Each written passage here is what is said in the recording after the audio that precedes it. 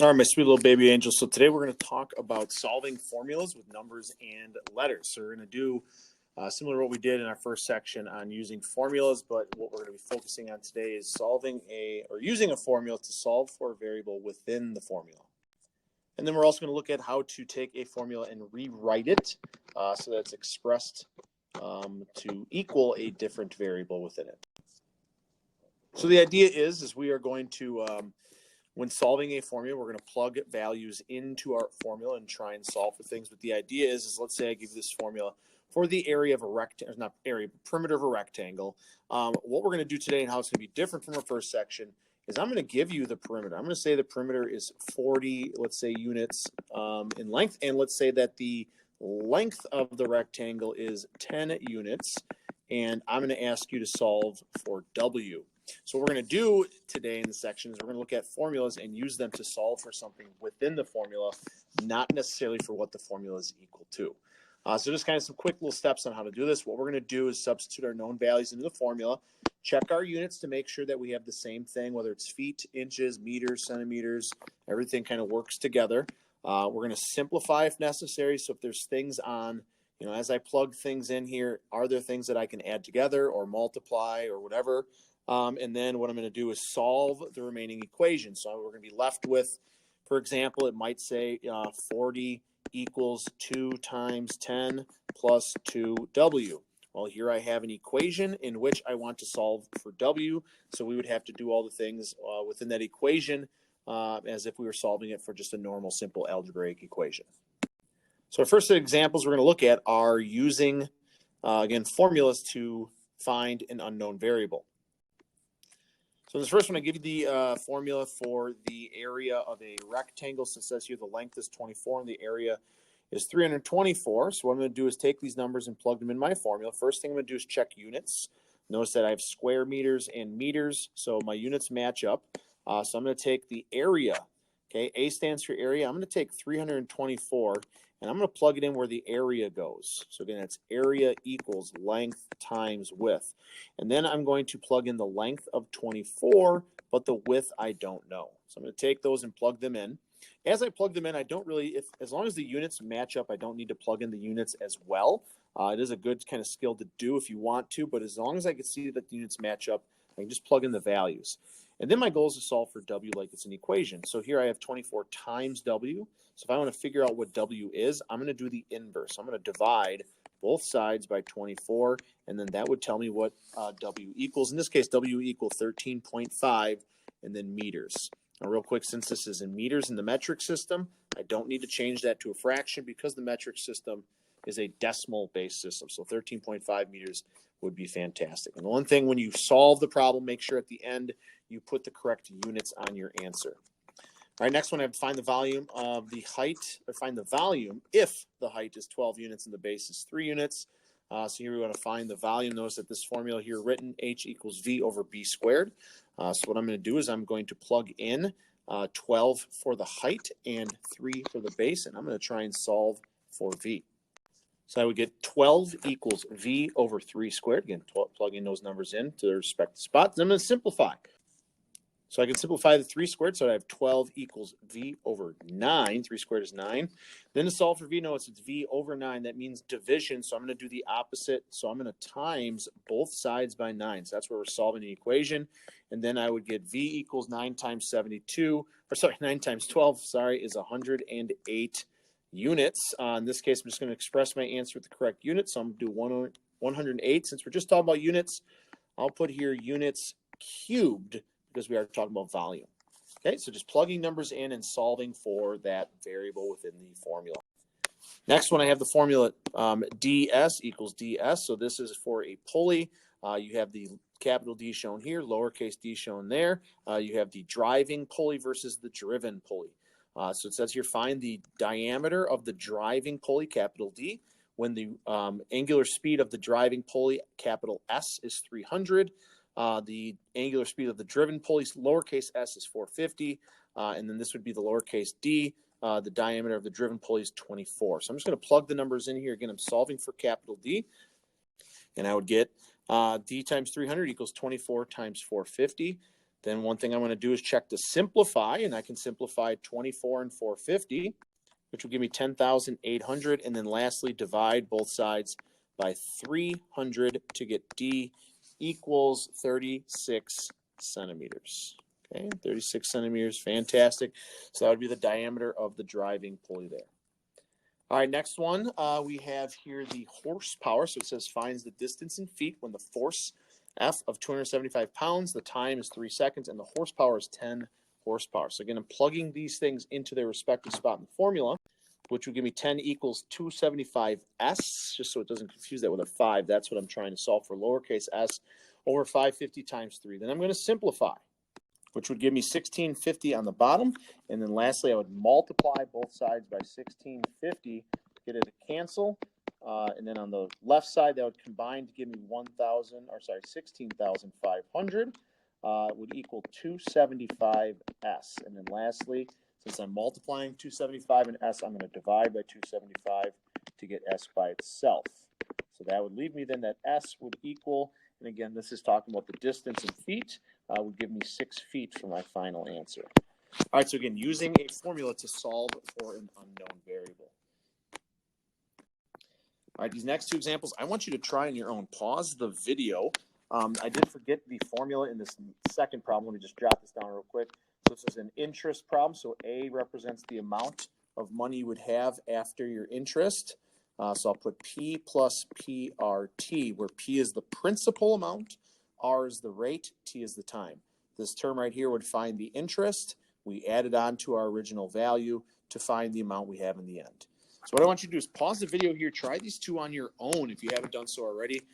In the first one, you're going to find the height. In the second one, I want you to find the principal P. And the second one might be a little sassy for you guys, but pause, see what you can get. Okay, let's take a look here. So the first one, I plugged in 132 for V. I used the number pi, 22/7, which is about 3.14, instead of pi, and then I plugged in 3 for the radius, finding the height. Now this is a little sassy. This is where I'm going to have to simplify. 1/3, 22/7, 3 squared would give me 9.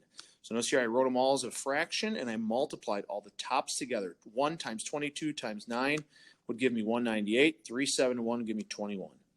Then to solve for h, I multiplied by the reciprocal of this fraction, 21 over 198, and I multiplied this side by 21 over 198. 198. If you simplify that, you would end up getting 14 inches for the height exactly. Okay, a little sassy there with the simplifying part, but in the end, you get a nice clean answer. This last one's a little bit sassy here. I plugged in 1608 for A, plugged in my rate and my time. I then solved, so I put here P. There's a thing that was left behind. When I simplify this, I'm going to multiply these two numbers first to give me 0.34. Then here's what I thought about. Hey, it goes back to like terms. Now, this is tricky because it's a decimal. It's hard for you guys maybe to understand. But if there was a P, which is technically 1P, plus 0.34, those two multiply together, P. I can add those together because they're both talking about P to get 1.34. So in this part right here, what I did was combine like terms. Okay, so I can always still do that when solving these equations. And then lastly, I just divided by 1.34 to get a cool, clean, easy 1,200 bones for the principal in this case. Okay, so in this first set of examples is using formulas to solve for a variable within the formula. And in this case, we are using numbers to do so. In these next set of examples, however, what we're going to do is solve the formula with letters, meaning we're not going to plug in anything. We're essentially going to take the formula and rewrite it for one of the variables within it. What we're going to look to do is simply try and multiply or divide both sides by the same number or letter. What that's going to do is it's going to allow one variable to cancel out on one side, and then we'll have the opposite operation on the other side. So for example, let's say I wanted to take this formula, instead of plugging things in, let's say I wanted to rewrite this for B. Well, if I think about, okay, I'm multiplying B and H, so I'm going to take this and divide by H, but then I got to divide this side by H, and what happens is H divided by H cancels, leaving me with just B on the right side, but then on the left side I have A divided by H. So the operation of what I'm doing with H switches on the other side, but what I now have is a formula written strictly for B. So that's what we're going to do in these next set of examples. Okay, so in these examples, what we're going to do is take the formula and solve for the letter. So I have D equals RT. This is a distance, rate, and time equation. We're going to solve for T. I'll highlight that here. So what we want to do is cancel out the R. just like I would if there was a number here for r, we would take that number and divide it. So that's what we're going to do here as well, but we're just going to divide the letter. And we're going to divide it to both sides, because in any equation, whatever we do to one side, we got to do to both sides. By doing that, the r's would cancel out there, because anything divided by itself cancels out, leaving me with just t, and on the left side, I'd have d over r. And we're essentially done. The only thing that I like to do, and that you guys are going to have to do, is rewrite your formula so t comes first. So the thing that we're solving for wants to come first, so t would equal distance divided by rate. So that's what we're going to do in these last set of examples, is solve for the variable. So the next one says solve for capital D. This is the whole pulley equation we did in one of the other examples. So I'm going to take ds, set equal to ds, solving for capital D. So I'm going to divide both sides by the capital S. It would then cancel on both sides. Cancel on the left side, and on the right side would simplify down to ds over s.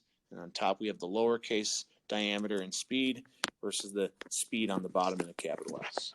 So nothing too shabby. Again, taking a formula and solving for a letter without using numbers.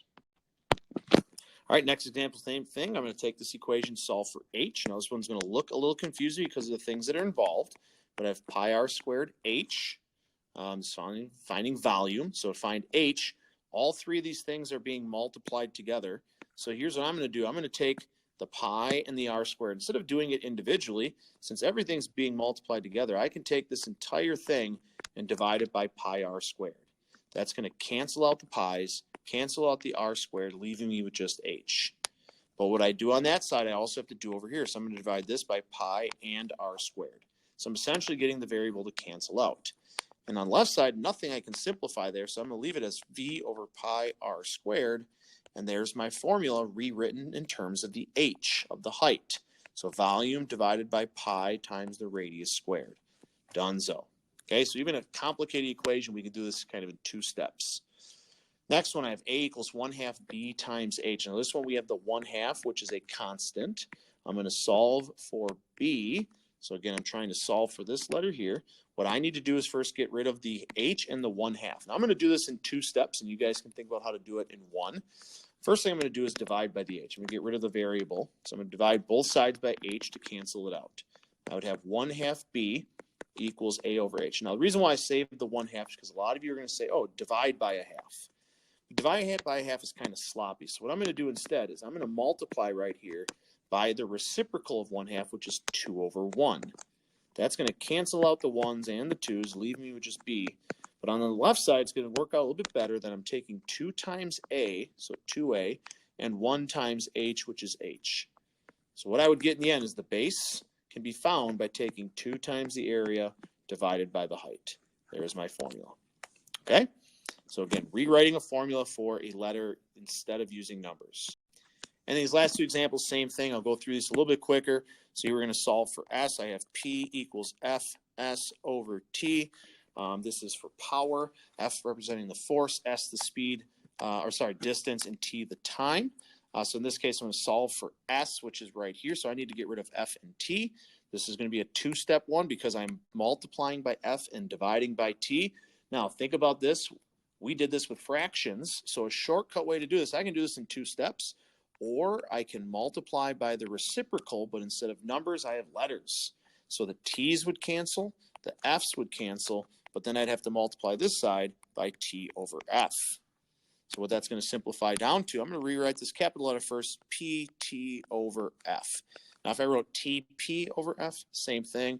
I personally just like to write capital letters first, and that's going to equal s. So rewriting with the variable first, I'd have power times time divided by force would equal the distance. Shebang, shabop. There's my equation. And the last one looks complicated. I have t squared equals f pi, or 4 pi squared times L over G, solving for L. So again, we're going to get rid of the 4 pi squared, and we also want to get rid of the G to solve for L. So I'm going to do this, again, I can do this in one step or two steps. I'm going to show this using one step again because I'm feeling sassy. 4 pi over squared is technically over 1. I'm multiplying. So here's what I'm going to do. I'm going to multiply this entire thing by, I'm going to put G on top and 4 pi squared on the bottom. That's going to cancel out the G's, cancel out the 4 pi squared, And then that would leave me only with L remaining on the right side. So I would have L, and that equals then, I'm going to do the same thing over here. I'm going to take t squared, and I'm going to multiply it by g over 4 pi squared. And that t, think of that as over 1. Here's what it would look like. It would be t squared g over 4 pi squared. Holy strawberries. So the length here, capital L, would equal t squared g over 4 pi squared. There's my equation solved for L. And this is looking at the length of a pendulum based on its period t, gravity g, and then 4 pi squared are constants. Then the last set of examples is using a formula and rewriting the formula for a specific variable without using numbers. Okay, so this whole section was focused on using formulas with numbers and letters to try and solve for one of the variables within the formula.